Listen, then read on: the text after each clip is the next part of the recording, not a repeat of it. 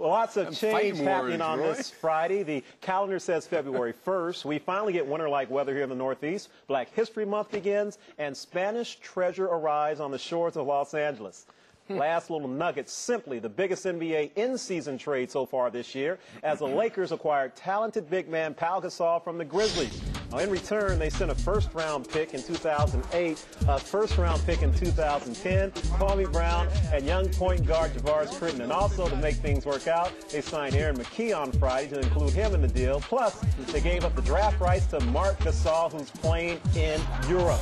Still, after giving up all of that, they got Pau Gasol. Pau is only 27, averaged 19 points and 9 boards for the last-place Grizzlies this season. 7-footer out of Barcelona, Spain, was the NBA's Rookie of the Year in 2002 and was an All-Star in 2006. Now, he had seen his scoring average rise every year for the past 3 seasons before this one. 19-point career score, shoots 51% from the floor. Last season was his best, averaged almost 21, just under 10 rebounds, while making 54% of his shots. So let's get some thoughts on the trade from both sides of the deal, beginning with Lakers head coach Phil Jackson.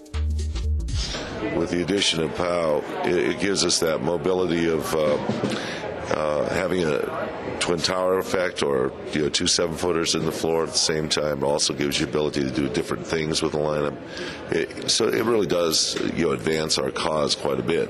I have to tip my hat off to Bus and Mitch for for going forward with this, and now it's on us to go out there and work hard. The more I looked at our situation and studied the situations of the other 29 teams in the NBA, I felt the one way to get an advantage was salary cap room, because so few teams in the NBA ever have room. This is going to put us among the leaders in salary cap room the next few years. All right, so Chris Wall with his thoughts there. Once again, we look at the particulars of this deal, which I mentioned a few minutes ago. Aaron McKee has been working for the 76ers as an assistant coach, but had played for LA last season and never retired, was signed to a deal this morning for the purpose of being involved in this trade. And I can tell you both. Heck of a way to get a raise. You know what? I tell you both. How do you know he got a raise? Good point. Good question there. And I tell you what, I've talked to Laker fans far and near, and the least enthusiastic fan I talked to today could be characterized as absolutely giddy. Now, part of that was frustration the fans have had with Kwame Brown, but mainly it's the possibility of what Pau Gasol could bring. So I turn to you two and get your thoughts on this monumental afternoon. Well, there's no question that this is a move that puts the Lakers right among the leaders in the West and puts them in position to contend not just for the Western crown, but for the NBA title. Now, having said all that, it's always interesting when a guy from a team that has not won goes to a team now that is expected to win. There's no question that Pau Gasol has the talent. This is the guy that Kobe Bryant has been dreaming about, somebody who can score, somebody who can get his own shot, somebody who can take the load off. He will clearly have faith in Pau Gasol to do that for the Lakers. But when it comes to the big shot, I mean, I think Pau will be able to do that, but it's always interesting when a guy moves from a situation where there's no pressure to win to all of a sudden now it's all on him. Well, I don't buy that one, because they went to the playoffs. I'm not selling it. I was just saying it. You're saying you're selling it. 3 years they went to the playoffs in a row. So he has won. They didn't win any playoff games. They were 0-12 during that reign. He also was the top player in Europe. He won the MVP, and when Spain won the championship, even though he was hurt for, I believe, the last 2 games. Yes, he was. I don't think that's any kind of an adjustment. I think the adjustment is that you've got a scorer there that might be a little sensitive guy, and Kobe's been known to yell at people when they don't do the right thing. But you're right about Kobe dreaming about a guy like this. Phil Jackson lied to me this preseason, and he said he's the only person who's done that. Well, we're talking about him now, and he said that what we need to finish off this team, and I'm trying to convince Kobe of this, is a power forward who can rebound and defend and score, and they got more than that, basically, yes, in this guy. Absolutely. I mean, they got more. So who would have ever thought that the Lakers could come up with this kind of a player? Particularly for what they gave up. That's what I'm saying. Yeah, exactly. Well, Gave up nothing. A lot of bodies, but again, for the Kwame experience was not enjoyable for the fans there. What we heard Chris Wallace of the Grizzlies saying, Kwame's making $9 million this year, and that comes off the books at the end of the season. So that is the cap space he was talking about. But talk to me just a little bit about, again, Roy alludes to what Pau hasn't been able to do. And, all right, so no victories against the Spurs in the playoffs when you are able to go there as a Memphis Grizzly. But now with the expectation levels on, you don't think that changes anything for him, Peter? No. This kid's a heck of a player, and he's been under pressure his whole life as being coming from Europe, doing what he did in Europe, coming here, performing, getting a huge whatever. Might not be any double teams now. Exactly. And when they get buying him, it's amazing to me that they could get him for what they got. What was the rush on Memphis's standpoint to trade him 3 weeks before the deadline? Is this really the best? Right, that's what I wonder. And what does that bode for any of the other deals? I'm going to answer it. Okay, cool. So the answer, I'm told, is that this is the best deal they could get. They wanted an expiring contract. Got that. Kwame Brown is the biggest expiring contract they could get. Absolutely. That's out there.